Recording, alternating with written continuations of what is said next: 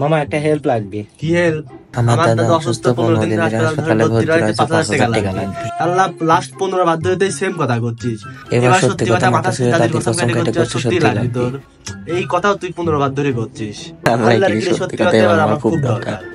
এবার এবার তুই তো মাত্র এবার 5,00,000 টাকা তাহলে আমি তো 2 দিন পর ফেরত দিতে পারবো। তুই এই সেম কথা ভাই মেলা বার করছিস। তুই এক কাজ কর, 5,000 টাকা যা আছে তুই লে ভাই, নিয়ে যা না, ধর তুই হাতে লে ভাই, গুনি লে। আপনার কোন টাকা তোর ব্যাগও দিব না, তুই যা ভাই। শোনো শোনো মন অজান্তে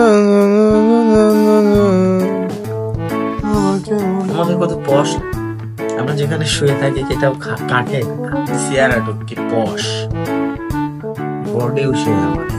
আসলে মানুষের রুচি এত খারাপ, ভালো আম ধুয়ে পচা আম তোলে, ঘ্যাল গেলে আম তোলে। মানে এরা এটা বলতে পারে না, ইউ মানে উফ বলবে, তাও ইউ মনে হয় না।